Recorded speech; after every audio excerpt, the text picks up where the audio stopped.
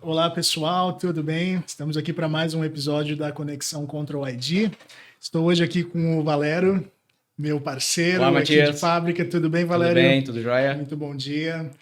Vamos conversar aqui um pouquinho hoje, então, sobre a nossa Control ID, a nossa fábrica, aí nesse contexto de indústria brasileira que tem sido cada vez mais desafiador, né, Valério? Sim, com certeza. Como que tem sido aí também a sua visão nesse sentido de compras? A gente também trata um pouquinho de fábricas, de processos. Acho que é um bate-papo bem legal aí. Acho que todos vão gostar bastante. Com certeza, Matias.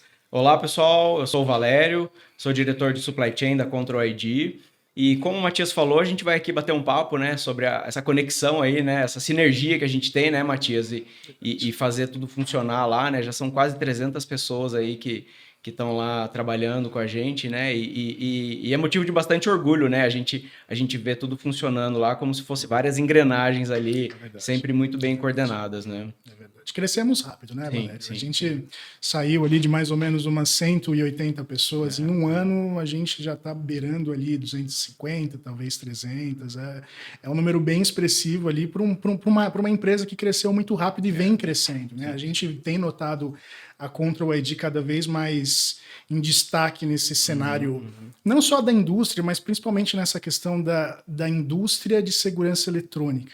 Né? Eu acho muito legal a gente trazer isso também para todas as pessoas, com esse destaque no sentido de que nós temos um diferencial que é muito importante. Né? Nós somos uma empresa que a gente é sempre focada em controlar todas as etapas do nosso processo, né? Desde a concepção do produto, Sim. desde a parte de desenvolvimento, engenharia, o P&D em si, depois as etapas de produção, as etapas também de compras, que também tem sido um desafio muito grande nesses tempos aí de pós-pandemia, como a gente foi se ajustando. Acho que é legal a gente até trazer um pouco isso. Sim.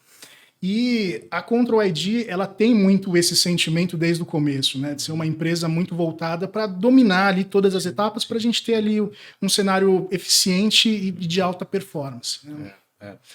E quando a gente fala de inovação, né, Matias, a gente fala não só dos nossos produtos, né, mas também a forma como a gente faz as coisas, né? Então, eu lembro que quando eu entrei um pouco mais de 2 anos atrás, a fábrica mudou totalmente, a forma de fabricar os equipamentos mudou, a forma de comprar mudou, né? A forma de importar também mudou. Então, não só a inovação no produto, mas a inovação nos processos, na forma como a gente faz as coisas acontecerem, né? Até a gestão ali na fábrica, a gestão das pessoas, a gente vê ali como evolui, né? E eu lembro de quando eu entrei, assim, até fisicamente a fábrica era diferente, né? É verdade. Pensar como que era, imagino quem tem mais tempo aí de Control, né? E também é orgulhoso como a gente mas assim, no sentido de ter orgulho mesmo, de ver como as coisas acontecem rápido, né?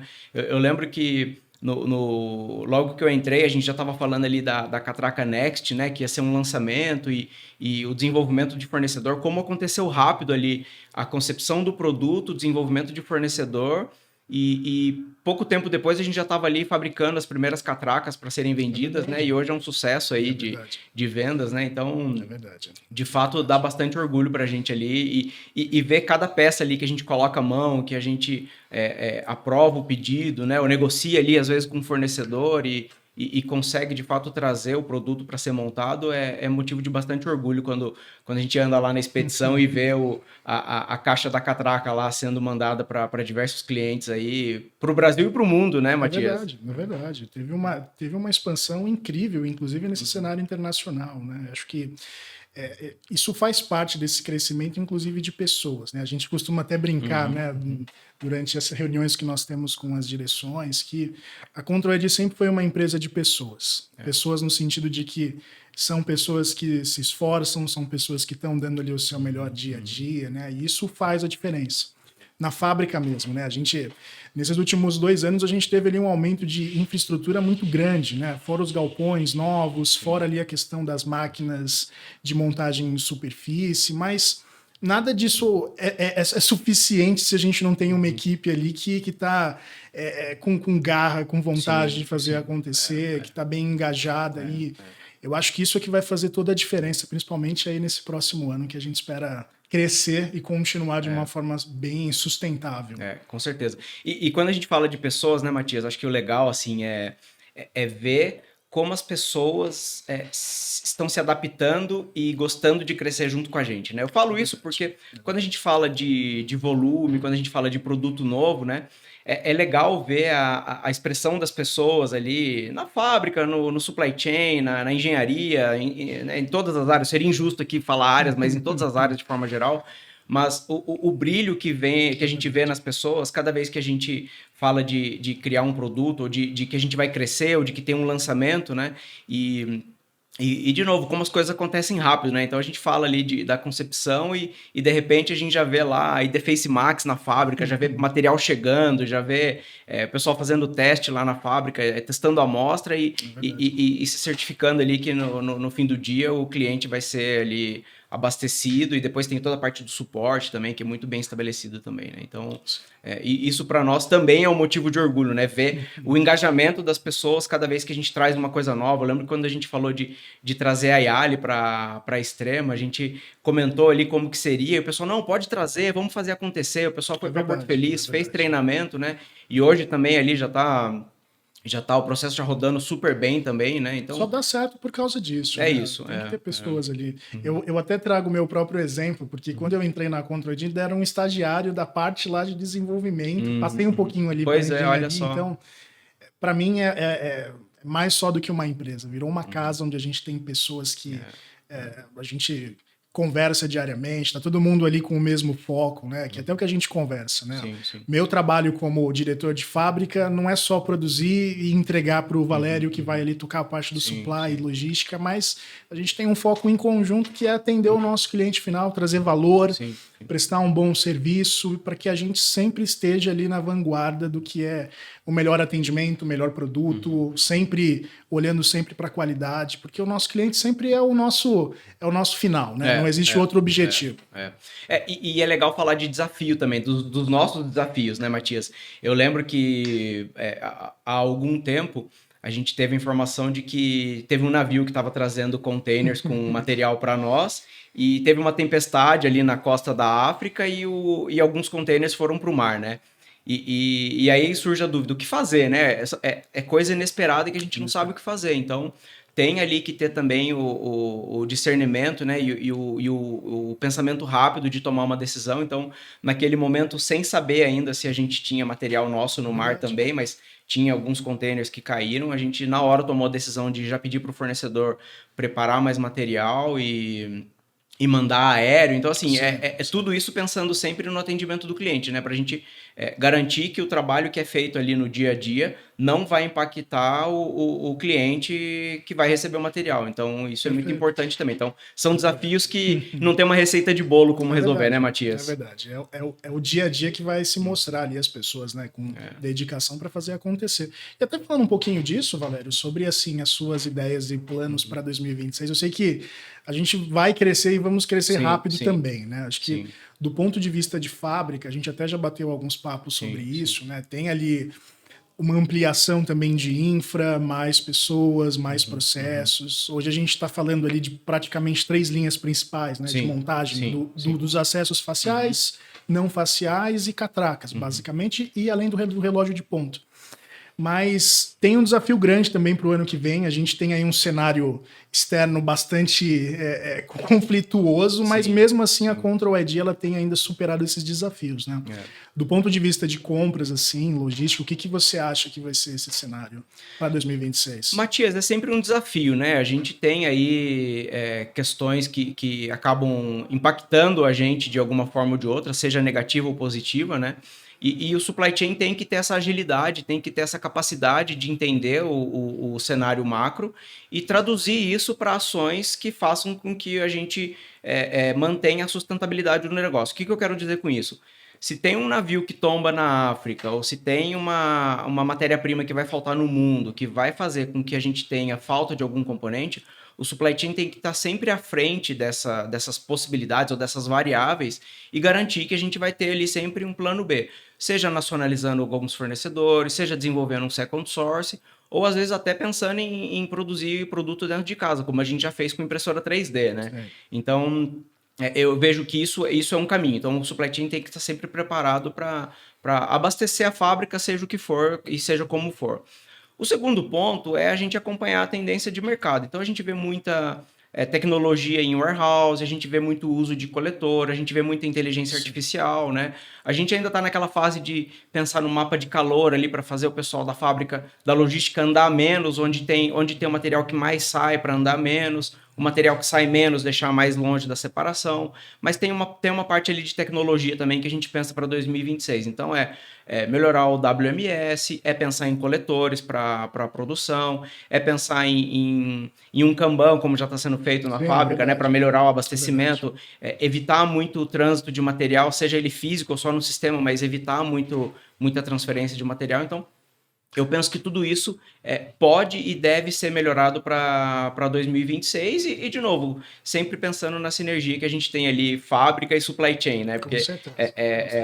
Fundamental. de fato uma cadeia, né, Matias? Cada vez que tem um pedido novo, seja ele local ou exportação, eu acho que é até legal falar um pouco, né, Matias? Quem, de repente, se alguém não conhece como que é o processo, né? Como que é quando você recebe um pedido, e como que ele processa e o que dá ali de fato o input para a gente comprar o material que precisa. Claro, do mesmo jeito que a gente tem esse relacionamento, essa sinergia, a gente também conversa bastante com os outros setores, né? Principalmente o comercial, porque a primeira etapa, antes de chegar de fato na linha de produção, tem um filtro que a gente gosta de chamar, que é o PCP. Hoje quem está na frente é o nosso gerente Silas. E o PCP que identifica todos esses pedidos, ele cria ali um programa de produção, de fabricação, usa alguns sistemas internos nossos, que é o MRP também, que hoje o Sun que faz esse controle. Faz muito bem feito, verdade. Com certeza, com certeza. E a partir disso a gente tem algumas demandas que elas podem ser direcionadas para certas equipes, algumas proposições. É legal que na nossa fábrica a gente tem muito bem claro quais são as equipes para cada um desses tipos de processos. Então a chance de confusão é muito menor, a gente trabalha cada vez mais para que a gente tenha ali uma comunicação mais assertiva, para que sempre o processo seja dinâmico, né? Eu acho que uma vantagem nossa, até como Control ID, que até a gente já mencionou um pouco, que é desse caso da gente ser uma empresa muito voltada para 100% da produção interna. Sim. Porque traz pelo menos 3 vantagens aí que eu já tenho em mente, pensando em PCP, que a primeira delas é que a gente tem uma flexibilidade muito grande nesse sentido de produção. Então, quando a gente identifica algumas demandas externas muito rápidas ou não, porque a gente sempre trabalha em função do nosso cliente, do nosso mercado. Então, isso pode flutuar conforme convém. E flutua, né? E flutua muito. Flutua, Então a gente tem que estar pronto sempre para absorver isso e atender o mais rápido possível, né? Porque não importa só a gente só ter o melhor item, o melhor valor. A gente tem que também oferecer isso de uma forma rápida, dinâmica, fazer um acompanhamento. Então, essa primeira etapa ela é fundamental e garante essa agilidade, né? Outra questão também de sermos essa empresa com 100% da produção interna, isso, claro, fora aqueles externos que são os itens que chegam para nós, né? Mas é a gente ter essa segurança tecnológica. O que eu quero dizer? Quando a gente controla todas as etapas do nosso produto, a vida útil dele, né? Que até a gente brinca, né? O nosso produto ele nasce e cresce debaixo do nosso teto. Então, nesse caso, a gente não tem influência nenhuma de mudanças de layout, de design de produto. O nosso código-fonte está seguro, porque ele é todo nosso preparado internamente. Claro, ele atende todas as legislações aí que envolvem o LGPD, controle de dados. Então, isso fortalece bastante essa dinâmica interna também na fábrica, né? E, claro, como PCP, ele orienta todos esses pedidos, ele organiza as linhas de montagem e conforme o estoque vai oscilando, esse controle do MRP é que gera esses pedidos e as demandas que aí o supply chain entra e já começa a lançar os pedidos externos para a coisa funcionar de verdade. É verdade. E por isso que é bom pensar a gente trabalhar também com a previsibilidade, né? Que a gente sempre fala, né, Matias? Então, a gente tem que sempre pensar o lead time do fornecedor, tem que contar com variáveis como uma tempestade no mar, ou às vezes acontece de demorar um pouco mais para o material ser liberado na alfândega, né? Então, a gente garantir ali que o que for importado a gente comprar com uma certa antecedência, né? Sempre com volume ideal ali para a fábrica, e garantir também a produção nacional, né? Então, a gente tem fornecedores ali nacionais bastante importantes, né? E relevantes para o nosso negócio, obviamente, que a gente tem ali, cada um tem a sua cadeia, cada um tem o seu lead time para garantir o abastecimento da fábrica e entregar lá em extrema como ele tem que ser, né? E aí depois tem todo aquele processo de separar kit, né? A demanda que vem do PCP, então separa o kit, prepara o material, agora tem os Kanbans. Acho que é legal falar também que a gente está evitando bastante desperdício, né? Com os Kanbans.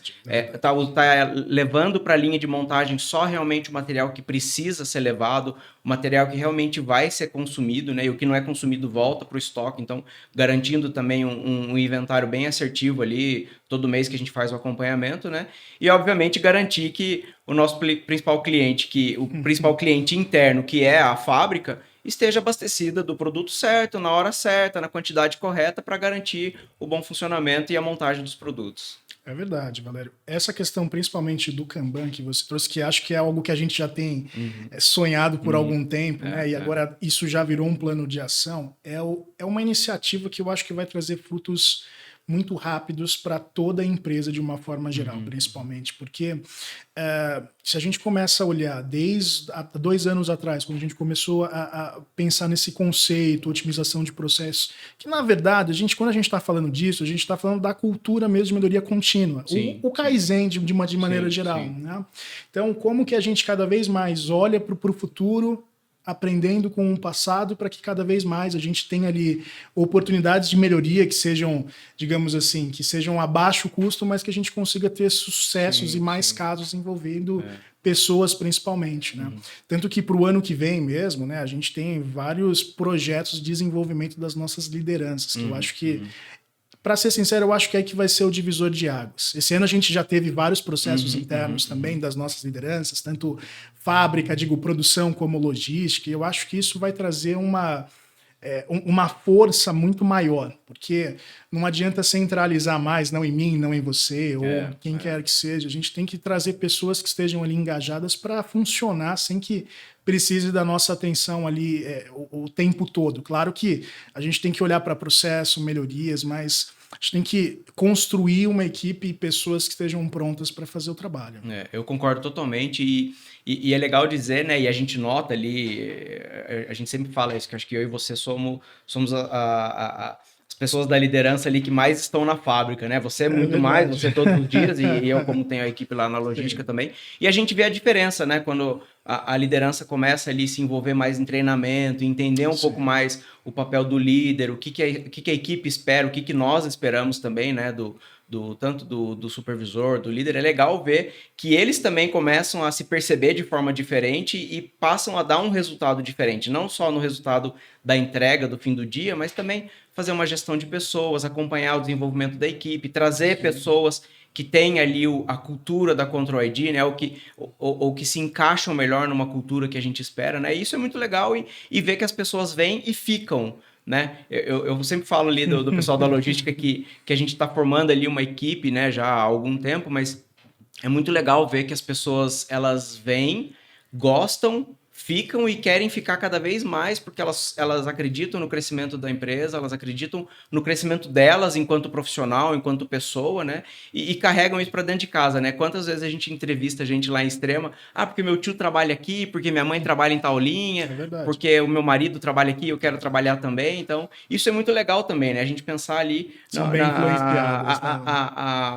a forma como a Control ID é vista por quem tá de fora e quer fazer parte dessa, vou chamar dessa comunidade, né? E que quer entrar e trabalhar com a gente. Então, acho que isso é muito legal também, né? A forma como as pessoas enxergam a Control ID de fora. Então, isso traz mais orgulho e dá mais orgulho pra gente que tá dentro da empresa, né?